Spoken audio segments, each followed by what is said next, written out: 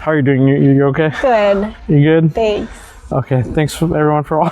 Just kidding. All right, if you want to let loose a little bit. No. Yeah, we're good. I don't know, I'm nervous. We've known each other for like 20 plus years. Oh, yeah. Yeah, so. We just had lunch. Yeah, maybe that's why I'm having food coma, so. Okay.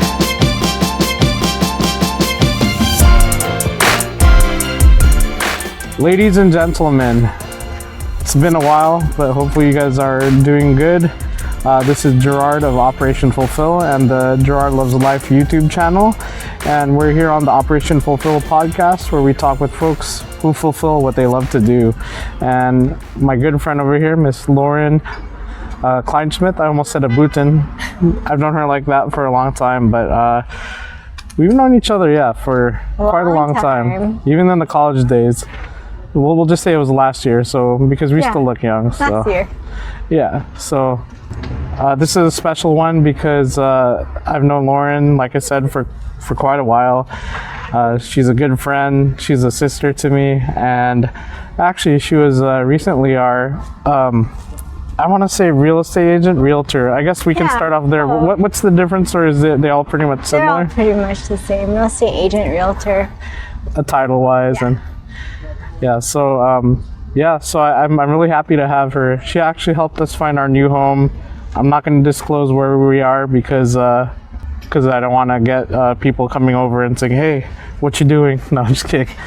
But she helped us find a new home, still in the San Diego area, if you will, and gated too, yeah. So try your best if you find out. No, I'm just kidding.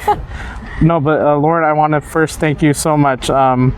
I can't thank you enough for helping Jennifer and me find our new place, our new home, and it's so important being in the right hands and everything. So thank you. My pleasure. So it was definitely very seamless, maybe on our end, but on your end I know it was probably a lot of work, but you definitely made it a smooth transition, a smooth journey for us. So before we get into your journey as a real estate agent, you were doing something prior, career-wise. I was a scientist prior, full-time. Scientist, dang. Not a rocket scientist, but close enough. Just kidding. Oh yeah. But it was a biotech. So basically, I think I started off with women's health. That was fun. It was a good career. Oh. Then jumped around because the only way you can really get a really great raise is moving companies, and that's what my mentor had mentioned was don't stay at one company for too long because you don't get the raise that you need with inflation.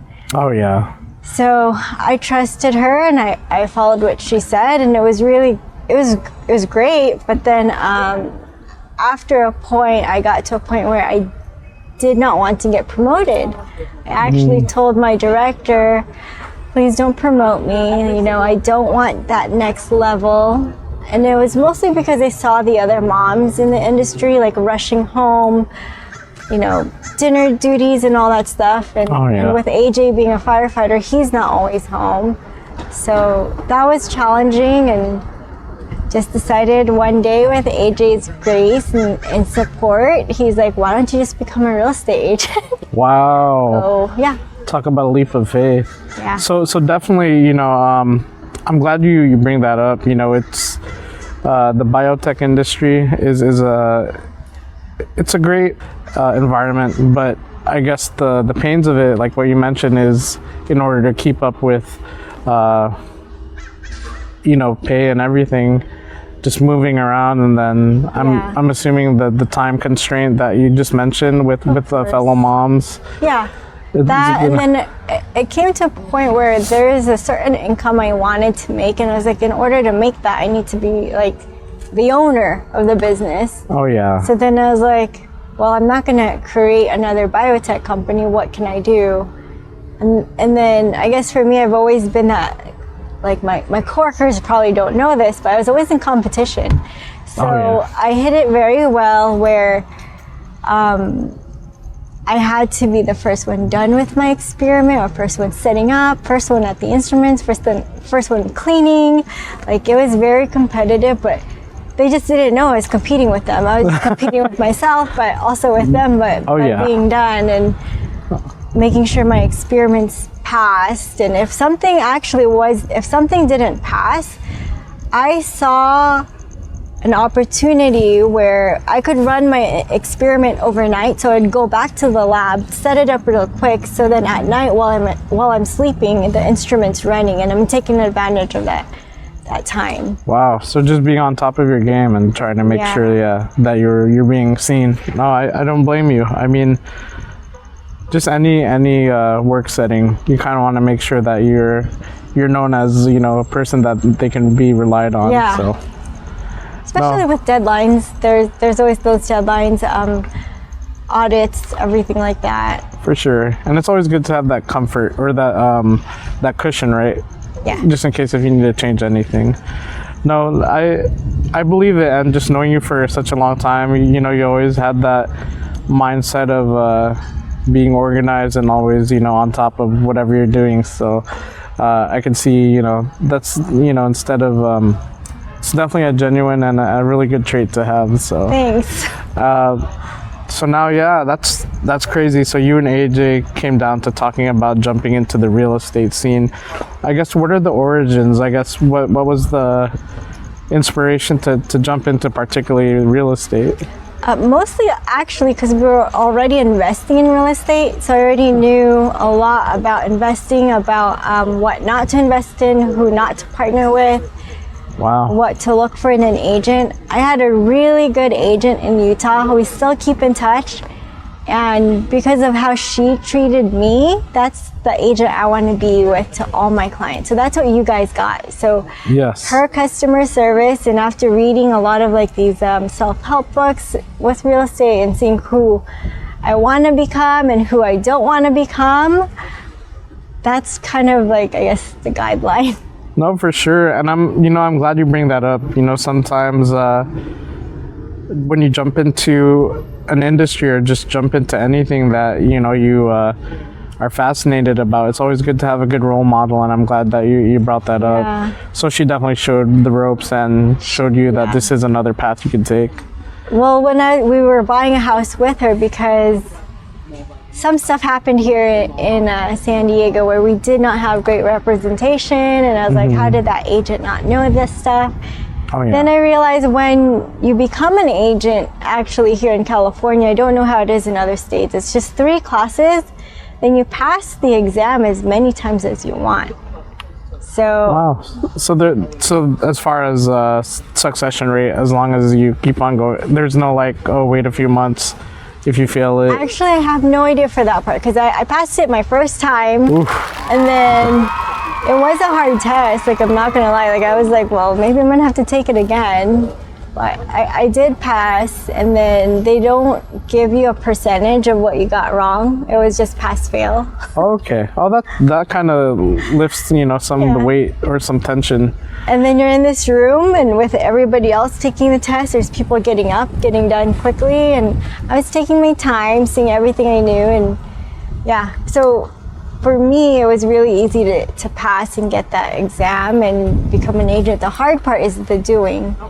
So doing the hard work, staying in the business. A lot of people either have this job as a job, not a career. So it's their it's a part-time gig for them. It's not a full-time gig, where I could show you guys houses like at 10 a.m. if you wanted, or 11 a.m. or 7 p.m., whatever you guys needed. I was like, okay, let's go.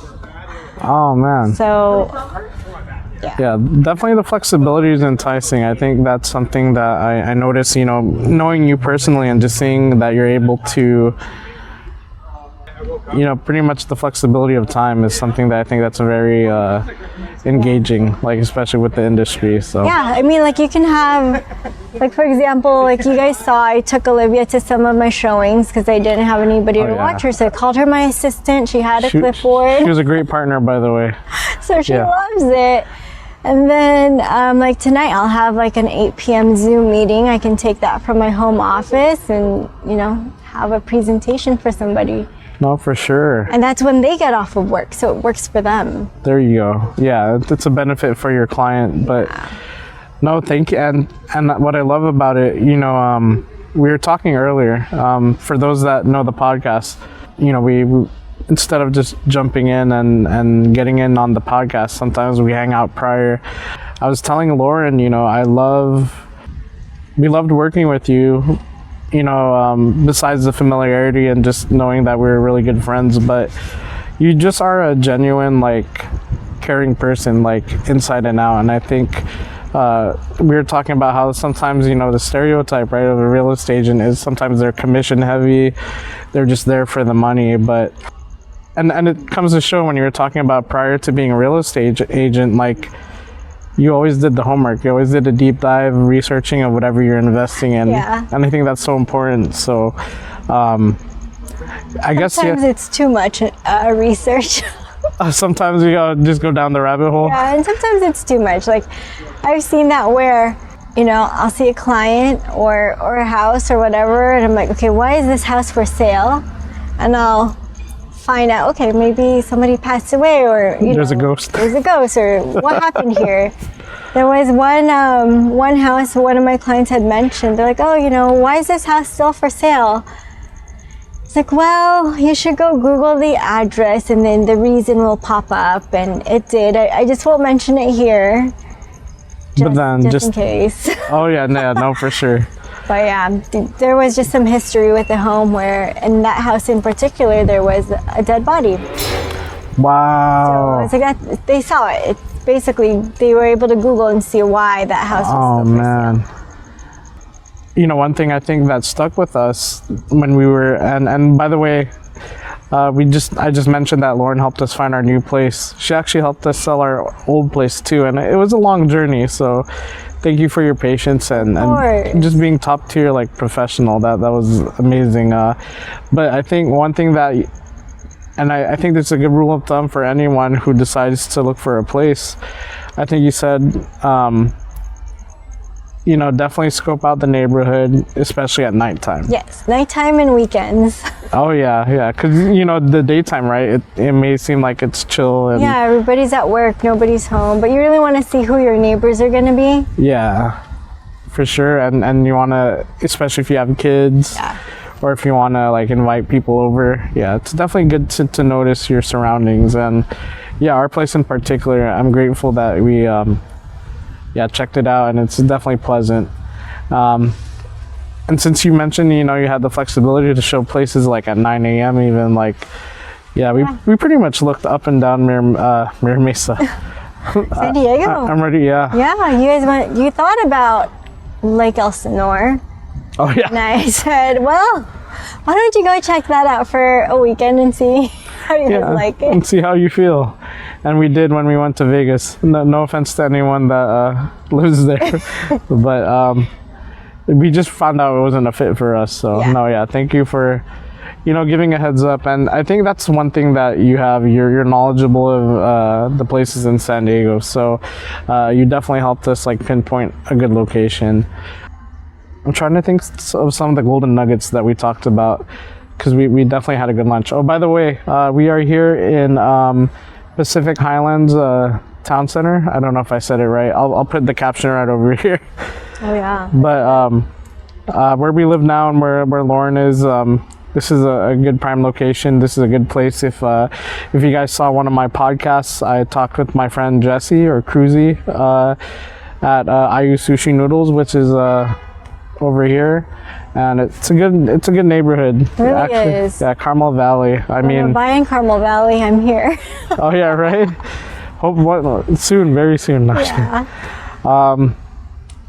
I think you helped us recognize, because we even thought of moving out of state, but thanks to you, I know it's part of the game, right? But at the same time, I think what you do as a real estate agent, especially representing California or San Diego in particular, you help remind people why San Diego is a beautiful, I think city. Go take a vacation and see if it's for you. And always remember, a lot of people think about Vegas. That's what you guys were considering, and I'm like, oh yeah. I've been to Vegas in the summer. You're basically just in the house or in AC the whole time. And if that's your lifestyle, then yeah, it might be for you. But if you guys like going out and exploring and, you know, Oh yeah, beach and stuff, maybe stay in San Diego. for sure. And I know, I think we share the same sentiment about my skin dries up easily, my eczema sometimes, yeah. So yeah, San Diego is definitely a good, if only it can be like Hawaii, but San Diego, no, for sure is like a close second. So Yeah, we can visit Amber in Hawaii. oh yeah, shout out to our friend Amber. Yeah. She better be watching this because you have two good friends that are talking right now. If not, then I'm gonna cry. I'm just kidding. No, I'm playing. So humble beginnings. You've been in the real estate scene for 2 years now.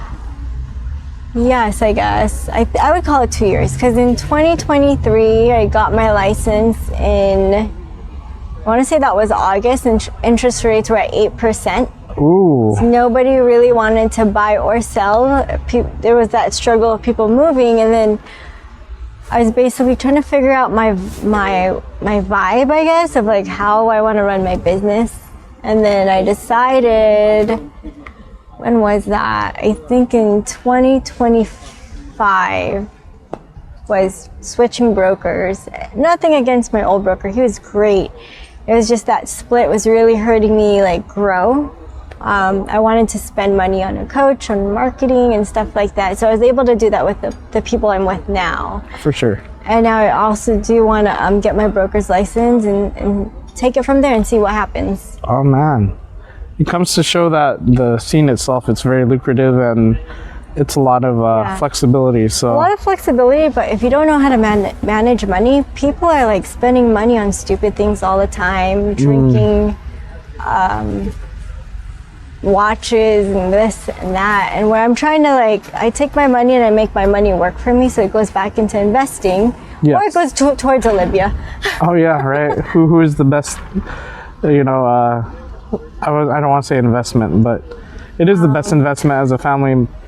Yeah, for us, any investment, if you are investing, always do your homework, whether if it's stocks, Bitcoin, real estate, do your homework, because what I've learned is there's so many people out there with their Instagram and social media saying, do this, do that, you'll get rich in 15 minutes if you just move your money here and there. It's a lot of I want to say fake news, I guess. And oh no, yeah, 100%. It's not real. You have to do the work in order to succeed. Don't just trust people, and we've run into that where we've trusted the wrong people, and we've lost money. It's not always a good experience, but for sure, we've learned really good lessons with that. But I think the consistent thing for you is you meant, there was always a risk, right? There's always a risk. So for me, my investment is gone once I give it to somebody. So if I give that to somebody, I know it's gone. If it comes back, that's great. Yeah. But I assume that I'm never getting it back. It's just it's either going to happen or not. But at least like you said, I think that's something that this era hopefully is coming back. Regardless of whatever you do, you always need to put in the footwork. It's never an easy overnight situation. It's you got to put in some blood, sweat, and tears sometimes into these things, right? So. A lot of people think real estate is so easy because you just take these classes, get an exam, then you're showing houses, you get this big commission check, and then what? People don't understand with that commission check, you need to put away some for taxes, some for retirement, and then you can spend a little bit, maybe reward yourself, but definitely a lot of allocation and making sure. No, for sure, and I think on to the next one, right? You got to keep on going. You can't just And in this business, if a lot of people are always hungry for that next one. I need my next escrow. I need my next client and stuff like that. But they forget to nurture their clients. So that's where I'm a little bit different. Where my referrals are coming from friends, family, you guys. I love my raving fans, people who who probably never bought a house, but they just love who I am and how I do business. Yes. They're like, you are my realtor for my network. I'm glad that you say that. You know, that's what's the right term? I don't want to say one and done because that could be a negative connotation. I mean, it is what it is, right? Yeah. But no, I think, what it makes you great is you cultivate a relationship. And I think even though, everything is like, business as usual or a professional setting, I think people do appreciate that personal connection. Oh, yeah. And I think it's something that builds trust. Because if you have a familiarity or if you're comfortable with the person that you're working with, if you can consider them as a friend, the trust is there 100%. So yeah,